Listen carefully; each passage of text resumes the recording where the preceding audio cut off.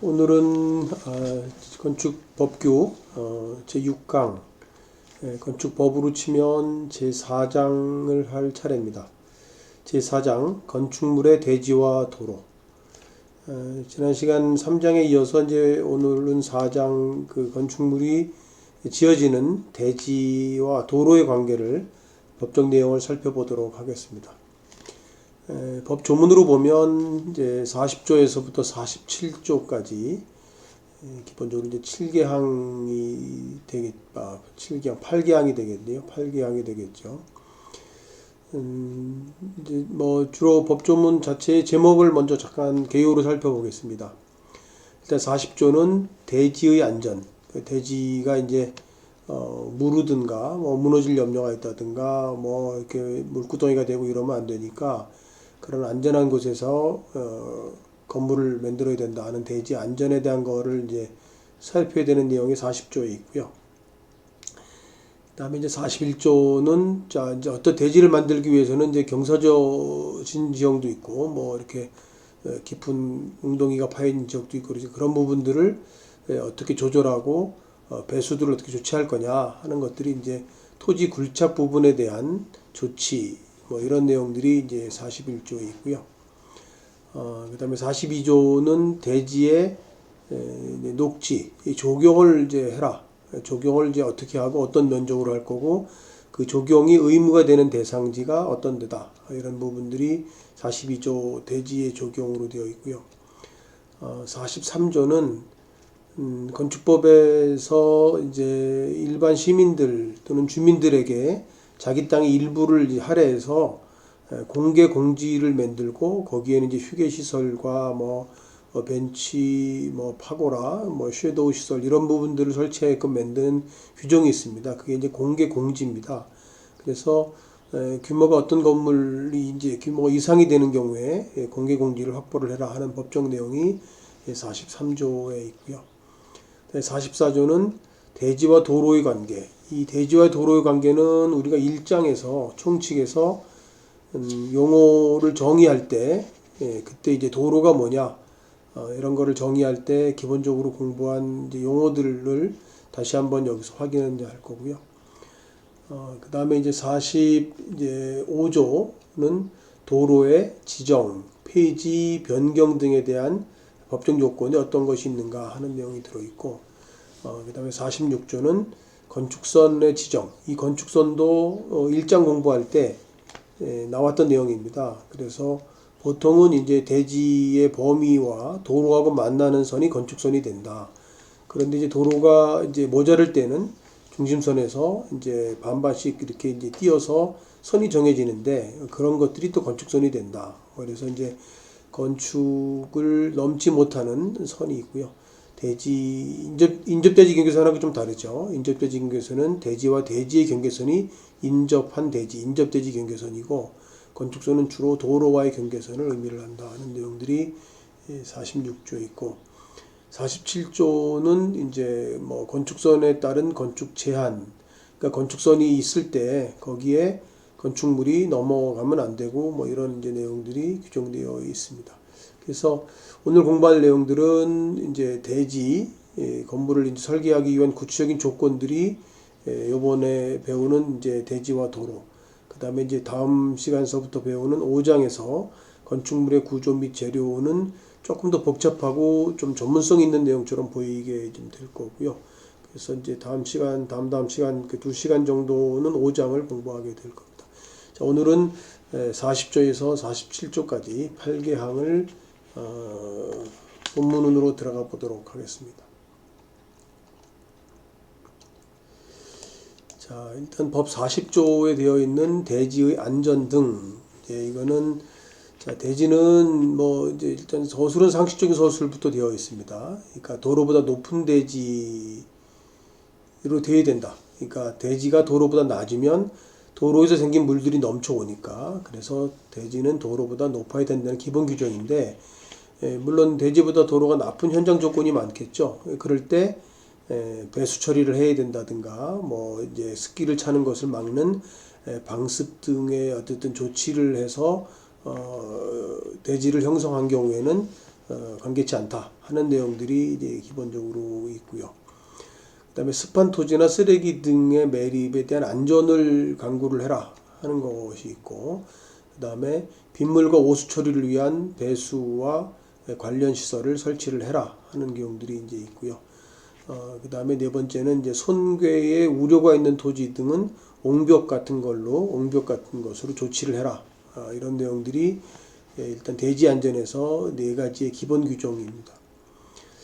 대지 안전에 관한 이제 법규 내용을 이제 보완하는 내용이 시행규칙 25조에 있습니다. 시행규칙 25조는 제목은 대지의 조성 이렇게 되어 있습니다. 일단 본문을 이제 읽고 설명을 좀 드릴게요.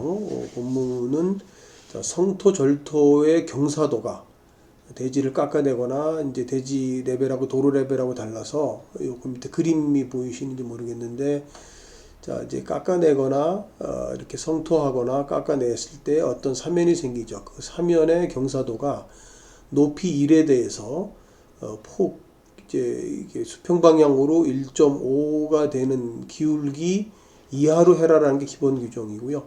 그 이상으로 될 때, 그러니까 높이 1에 폭 1.5 이상으로 될 때에는 이제 옹벽으로 처리를 해라 하는 내용들이 되어 있고요. 그러니까 자 이제 기울기를 따질 때는 높이가 항상 기준입니다. 높이가 길이고 가로폭이 이제 그 다음에 되는 거죠. 그래서 이제 1대 1.5 이상인 경우에는 옹벽을 이제 이상으로서 그냥 자연사면으로 형성되면 괜찮은데 1m 이상 될 때는 옹벽을 설치해라 하는 규정이고, 이 옹벽은 여기 이제 그림에 있는 것처럼 자 이제 옹벽 구조로 되어서 해야 되는 경우에 아까 1대 1.5 이상인 경우고 높이가 1m 이상인 경우에는 옹벽을 해야 되는데, 옹벽은 석축이 있고 그 다음에 콘크리트 옹벽이 있습니다. 이렇게 석축 옹벽과 콘크리트 옹벽으로 구분하고, 석축 옹벽은 이제 메사키와 찰사키로 구분합니다. 그러니까 메사키는 이제 여기 그림처럼 이제 돌을 이제 견칫돌이라 그러죠. 이빨 모양의 돌을 이렇게 이제 보통은 이제 정면에서 마름모로 보이도록 쌓고요. 그리고 그 사이사이 그 뒤에다가 뒷체음을 하게 되는데 이제 쌓아 올라가니까, 그랬을 때 이 뒷체음에 돌만 잘 끼워서 그렇게 이제 잡석이나 돌만 했을 경우에를 메살키라고 그러고요. 거기에 접착력이 있는 콘크리트나 몰타를 집어넣어서 아주 찰지게 했을 때는 찰사키라 그럽니다. 그래서 그런 내용들이 이제 그 옹벽의 내용들 중에 석축 옹벽에 대한 부분들이고요. 뭐 콘크리트는 이제 거푸집을 대고 뭐 두께 이제 30cm, 뭐 40cm 이런 두께로 옹벽을 치게 되겠죠. 자, 일반 규정은 1대 1.5 이상이 될 때는 옹벽으로 1m 높이가 이상이 될 때는 옹벽으로 한다 하는 내용들이 일반 규정이고요.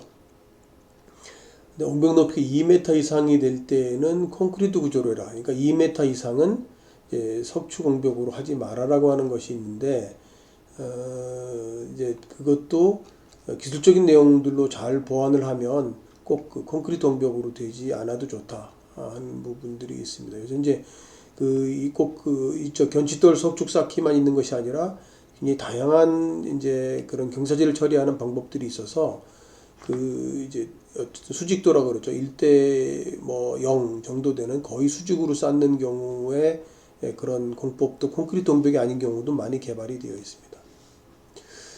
그 다음에 이제 배수를 위한 시설 외에 구조를 위한 시설 외에 두 가지를 외에 돌출시키지 마라 하는 내용들이 되어 있고, 옹벽 바깥의 면에는 그 다음에 옹벽 상단에는 2m 이상의 이제 어쨌든 배수 처리를 하기 위해서는 주철관, 강간, 흉관으로, 그러니까 물이 줄줄 새지 않는 그런 배관을 해라 하는 내용들이 있고, 그 다음에 옹벽 표면에는 3m, 3m, 그러니까 3제곱미터마다 3제곱미터는 한 3 곱하기 1.3 곱하기 되겠죠. 3x3 면적으로 이하마다 배수구멍을 설치를 하고, 윗 가장자리에 이제 아까 2m 부분까지는 이제 배수관으로 처리를 하고 지상으로 물을 흘리거나 그렇게 해라. 일로 이제 물이 들어오지 않게 2m까지는 그렇게 하라는 얘기고요. 그다음에 성토 높이는 인접대지보다 0.5 이상 높지 아니하게 할 것. 이제 이거 자연성토 부분인데 이제 이런 자연성토가 아니고 이런 옹벽 처리를 하면은 이제 괜찮다는 내용들이 들어있고요. 자, 이 그림에서 이해가 안 되는 부분들이 잠깐요 봅시다.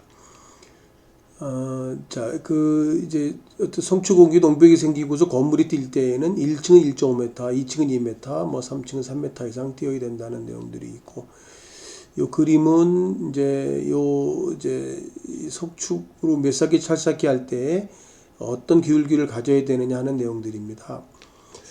여러분들이 이제 보통 뭐 사서 볼 수 있는 참고서에는 이런 그림은 뭐 없긴 한데요. 내용을 보면 그렇습니다. 그러니까 메쌓기일 때 찰쌓기일 때 파란색 그림은 메쌓기 그림 여기 미터고요.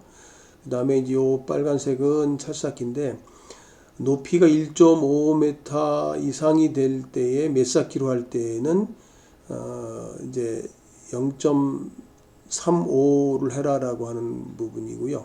0.3으로 하라는 거고, 그 다음에 잠깐요. 그림이 내가 그리고서 좀 헷갈려갖고. 자, 높이가 1.5 이하일 경우에는 0.3, 그러니까 높이가 이제 1대 0.3으로 할 수 있다는 거고요. 그 다음에 이제 3m 이하인 경우에는 이제 높이가 1일 때 3.5의 기울기를 0.35의 기울기를 갈 수 있고, 그 다음에 높이가 5m 이하일 때는 0.4의 기울기를 이제 가질 수 있고요. 그 다음에 찰쌓기인 경우에는 조금 더 이제 이렇게 수직도가 있어도 기울기가 더 세도 괜찮은 거죠. 그래서 그때는 0.25, 0.3, 0.35. 요거는 높이는 항상 뭐 이제 1에 대해서 따지는 거니까, 그래서 메쌓기는 0.3, 0.35, 0.4의 기울기를 기억을 좀 해야 되고요. 1.5, 3, 5m.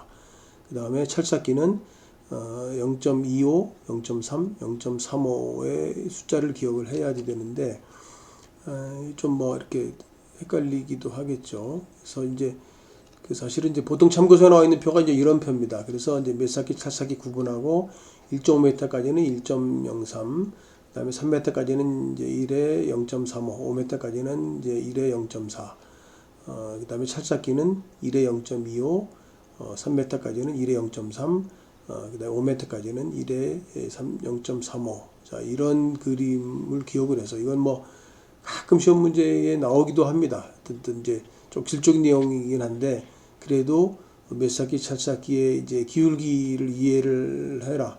그다음에 이제 찰쌓기는 더 강도가 좋기 때문에 더 수직도가 더 세도 괜찮다. 이런 내용들이 좀 들어있고요.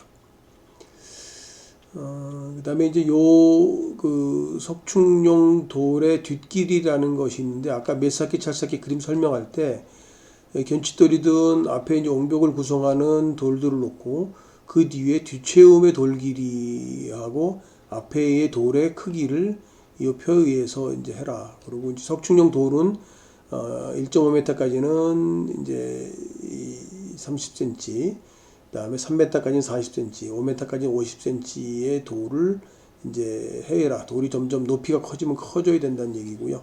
그다음에 이제 뒷체움의 돌에도, 뒷체움은 아까 여기서 만드는 뒷체움이니까 그것도 이제 상부에 대해서는 30, 30, 30 정도를 항상 가져야 되고, 하부는 높이가 낮으면 1.5m 이하는 30, 그다음에 3m까지는 이제 50, 5m까지는 50, 그렇게 되어 있고, 요건 아까 말씀드린 대로 옹벽이 다 끝나고 나서 옹벽의 모서리 선하고 건물이 띄어야 될 때 1층은 1.5m, 2층은 이제 2m, 3층은 3m 이상 건물을 이제 띄어라 하는 부분들이 기본적으로 되어 있습니다. 자, 이렇게 해서 이제 법 40조 대지 안전하고 거기에 시행규칙 25조의 대지의 조성 내용들의 기술적인 내용들을 좀 봤고요. 치수들은 아주 가끔 뭐 그렇게 물어보는 내용들이 나오니까 이제 암기하는 방법을 간단하게 이제 이해를 하고 있으면 암기를 하고 나면 그리고 기술적 내용도 이해가 되는 거죠.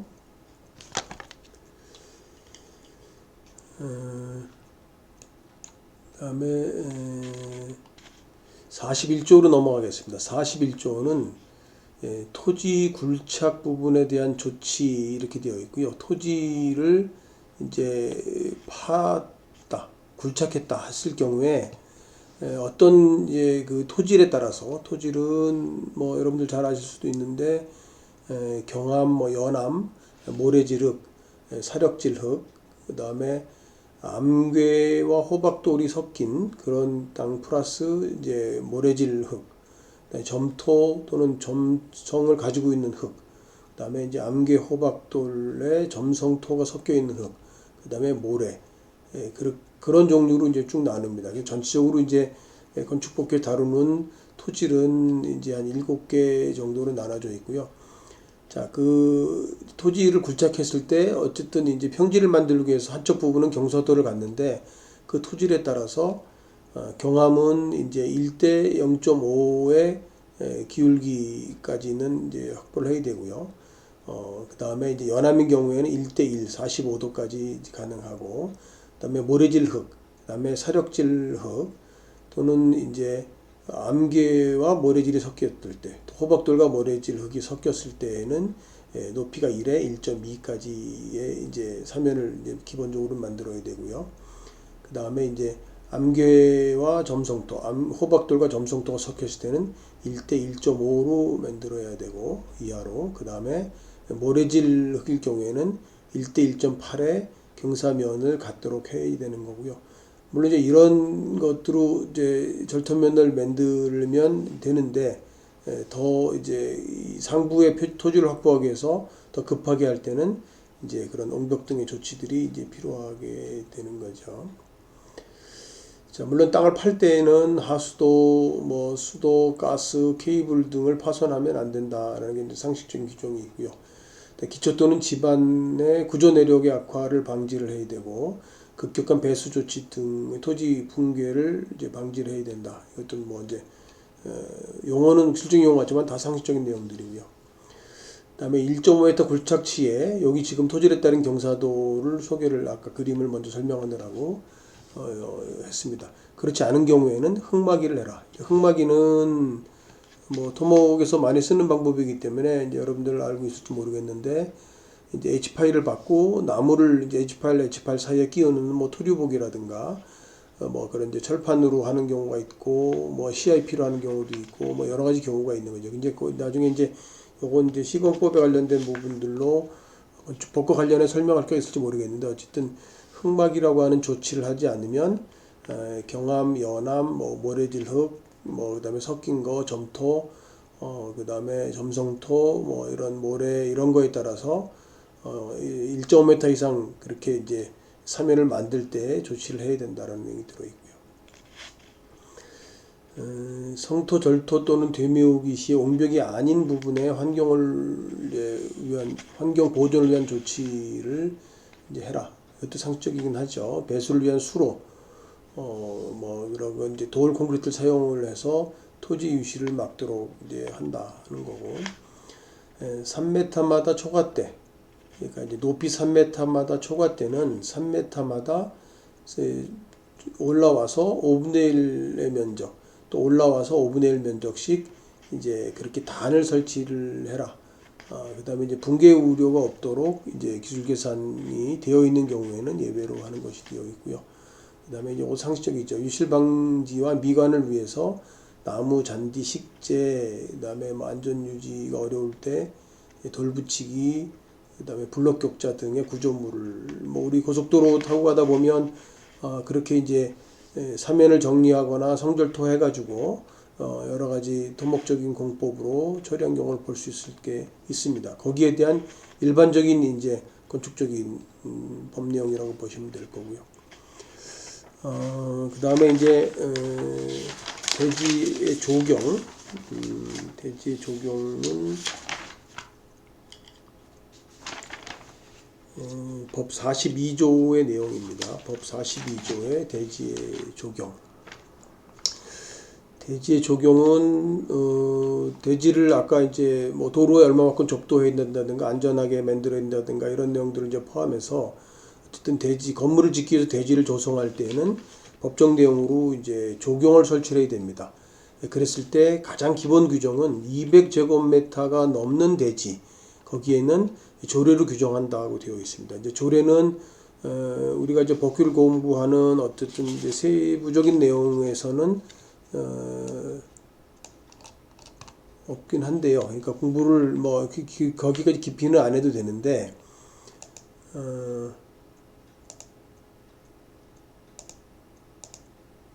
잘못 떨어서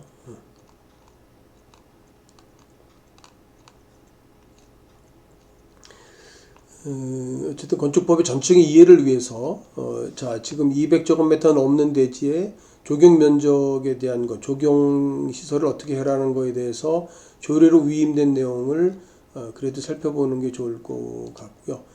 거기에는 이제 그렇게 되어 있습니다. 그러니까 200제곱미터 넘는 대지에는 조경을 설치를 해라라는 게 의무 규정이고, 거기에 대지 면적 200에서 300제곱미터인 경우에는 5% 이상을 하고, 그 다음에 1000제곱미터 미만인 경우에, 그러니까 300제곱미터 1000제곱 사이겠죠. 5%를 하고, 그 다음에 2000제곱미터 미만인 경우에는 10%를 하고, 2000제곱미터 이상인 대지에 대해서는 대지 면적의 15%를 하라는 게 서울시 조례로 정해져 있습니다. 이건 이제 기본적인 내용을 이해하기 위해서, 그러니까 한 5%에서 15% 정도의 사이다.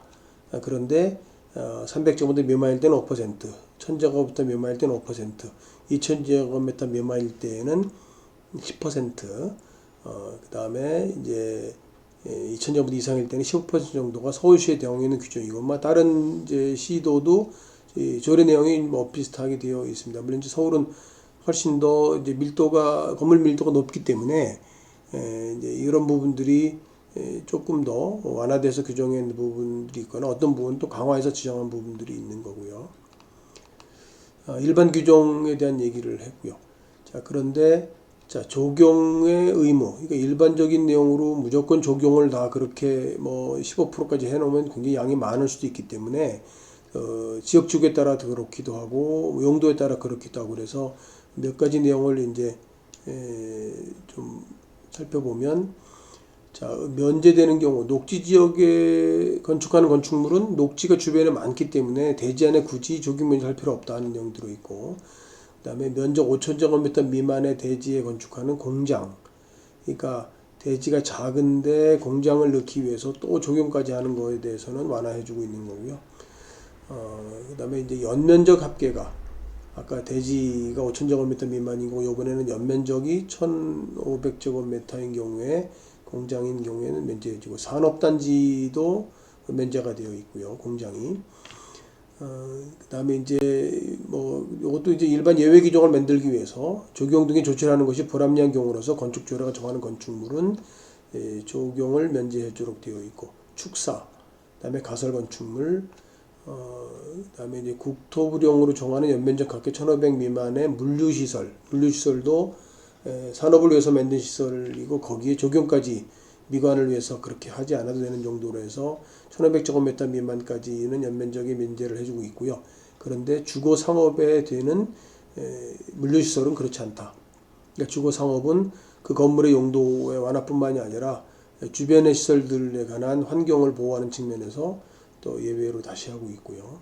그다음에 자연환경 보존 지역, 농림 지역 또는 관리 지역의 건축물도 이제 적용을 의무 면제를 해주고 있고, 근데 지구 단위 계획으로 별도로 정해져 있는 경우는 그렇지 아니하다는 거고요. 그다음에 이제 다음 각호, 관광단지에 설치하는 관광시설, 전문 휴양업 또는 종합휴양업의 시설, 관광휴양형 지구 단위 계획 구역에 설치하는 관광시설, 골프장 등이 조례로 정해져 있는 중에서 조례로 정해져 있는 건물들은 이제 예외로 면제하고 있다는 내용입니다. 자, 요거는 아까 이제 서울시의 경우에 따라서 5%에서부터 15%까지 되는 거는 법적인 이해를 위해서 우리가 조례까지 공부하는 건 아니지만 기본적으로 이해를 하면 어떨까 하는 소개를 했고요. 공장 및 물류시설은 이제 1000에서 2000까지의 대지의 5%, 연면적 2000제곱미터의 대지의 10%를 하도록 되어 있고, 또 공항시설, 철도역시설, 그 밖에 대지의 200에 300가지 미만은 10% 이상 하도록 되어 있는 게 일반 규정으로 되어 있고요. 그 다음에 이제 조경에 관한 마지막 규정은 옥상 조경에 관한 규정이 있는데, 이 옥상 조경은 옥상에 조경을 하는 거는 이제 땅에 설치해야 되는 조경을 대체하도록 그렇게 이해를 하고 있습니다. 그런데 옥상에 조경을 아무리 많이 해도 그 조경한 면적의 3분의 2까지만 인정한다. 그러니까 이제 옥상에다가 100제곱미터 있으면 3분의 2만 인정을 하는 거죠.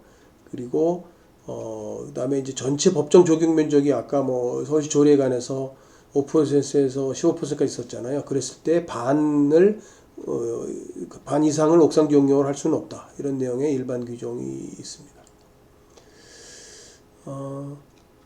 그다음에 요거는 이제 뭐 사실은 학교법규에서는 알 필요는 없지만 실무랑 관련해서 굉장히 예민하게 많이 반복적인 내용이어서 그냥 소개를 잠깐 하겠습니다.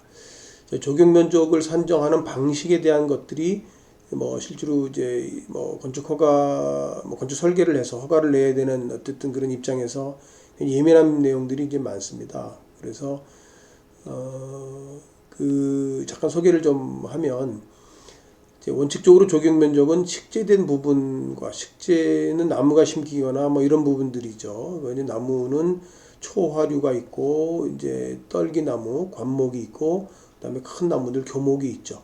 그런 나무를 식재된 부분하고 그다음에 이제 그 적용 면적 공간, 나무를 심지 않아도 적용 면적으로 된 것을 합한 거다. 그 다음에 이제 식재 의무 면적, 나무를 심는 의무 면적은 조례에서 정하는 경우가 있는데, 이제 조경 전체에 대해서 반 이상은 나무를 꼭 심어라. 그러니까 조경 시설물들과 뭐 이런 걸로 대체할 수 있는데, 벤치나 뭐 이런 뭐 휴게시설도 이제 조경 시설물에 속하거든요. 그래서 반 이상은 식재를 하는 면적으로 이제 해라 하는 거고요. 그 다음에 이제 그 조경 면적들이 잘게 뭐 이제 뭐 50cm, 70cm 이런 작은 면적은 적용 면적을 인정 안 해준다. 그래서 최소한 폭이 1m가 돼야 되고, 그 다음에 한 단위의 제곱미터도 1제곱미터 이상이 돼야 된다 하는 거가 이제 뭐 하도 얇게 적용을 이제 어쨌든 건축물을 집어넣기 위해서 억지로 하는 적용들이 있기 때문에 그런 부분들이 있고요. 하나의 적용시설 면적은 10제곱미터 이상으로 해라라는 게 있고, 적용 면적의 배치는 뭐 이제 이것도 아까 얘기한 이제 그 국토부의 고시니까 이제 법정 내용은 아니지만 이해를 위해서 잠깐 소개를 좀 하겠습니다. 이제 자연 지반 적용이라고 하는 게 있죠. 그러니까 밑에 지하 구조물이 있고 토피를 두껍게 해서 거기 나무 심는 거 말고 그냥 밑으로도 전혀 건물이 없고 맨 땅에다가 하는 적용 면적, 그걸 이제 자연 지방 적용 면적이라고 그러고요. 그거는 적용 의무 면적의 10% 이상은 꼭 해라 하는 거고, 그다음에 그때 표면에 이제 어쨌든 재료들은 투수성, 그러니까 이제 물이 빠지는 재료, 그러니까 보드블록을 이제 깐다든가 아니면 이제 그 투수가 되는 아스팔트 이런 부분들이 그런 재료로 되겠죠. 투수성 포장으로 구조를 하라 하는 부분들이고, 그다음에 이제 대지 인근의 보행자 전용도로, 광장, 공원시설들을 연계하도록 해라. 이건 이제 뭐 건축 계획적인 측면이 여기 이제 언급이 되어 있는 거고요. 그다음에 너비 20m 도로에 접하고 2000제곱미터 이상인 대지 안에 설치하는 조경은 적용 면적의 20% 이상을 가로변에 접하도록 설치를 해라. 예외 가능하다고 되어 있고, 그러니까 땅이 이제 꽤 넓은 2000제곱미터 이상의 대지이고, 그 다음에 20m 이상 넓은 데로 됐을 때는 적용 면적의 5분의 1을 가로에 접하도록 해라. 그러니까 이제 가로 미간을 각각의 개별적인 어쨌든 건축 뭐 설계를 하는 그런 대지에 좀 포함해서 하라라고 하는 취지가 있고요. 이것도 뭐 적용 면적의 산정에 관한 거는 뭐 그냥 기본적으로는 적용 면적은 대지면에서 2m 이상의 것에 설치하면 옥상 적용으로 본다. 아까 옥상 적용은 전체에 대해서 3분의 2만 인정하고, 그다음에 전체 법적인 의무의 적용 면적에 대해서 그 옥상 적용으로 산출한 면적을 반 이상은 안 된다 하는 걸로 되어 있고, 단 초화와 지피식물로만 옥상 적용이 된 경우에 부분은 식재 면적의 2분의 1만 인정을 한다. 지표면에서 2m 이상의 건축물, 이제 아까 옥상 적용과 유사한 건데 2m 이상의 위치에 건물의 외피, 요새는 이제 수직적으로도 건물을 이제 이렇게 적용을 하는 경우가 있는 거죠. 그래서 그거를 이제 식물로 피복한 경우에 전체 그런 그 피복 면적이 2분의 1만 인정을 한다. 아까 옥상 적용은 3분의 1을 인정하는 거랑 비교해 보시면 될 거고요. 그 다음에 그럼에도 불구하고 전체의 식재 의무 면적, 아까 적용 면적이 있고 그 중에 식재 면적이 있다면 식재 의무 면적의 10%를 초과할 수 없다고 되어 있고요. 옥상에 이제 교목을 식재, 옥상에다가 큰 나무를 식재를 했다면 식재 수량이 또 별도로 이제 산정하는 방법이 있습니다. 그래서 나무 수량을 다 이제 계산하는 방법이 있는데 거기에 일정별로 인정해 준다 하는 거고요. 식재 토심은 나무를 심을 때 이제 나무의 크기에 따라서 밑에 흙을 얼마만큼 확보를 해라 하는 부분들이고, 초화류하고 지피식물은 15cm, 인공토양을 할 때는 10cm 이상 하면 된다는 거고요. 소관목, 작은 이제 관목, 떨기나무들은 3cm, 인공토양은 20cm. 그다음에 좀 그 큰 관목을 설치를 할 때는 45cm, 인공토양인 경우는 40cm. 그리고 이제 교목, 큰 나무를 심을 때는 70cm 이상 해야 되고, 인공토양일 때는 60cm 이상 하면 된다라는 내용들이 기본적으로 좀 되어 있습니다. 잠깐 쉬었다가 갈까요? 일단 끊고 잠깐 쉬고서 잠시 후에 두 번째 강의를 계속하겠습니다.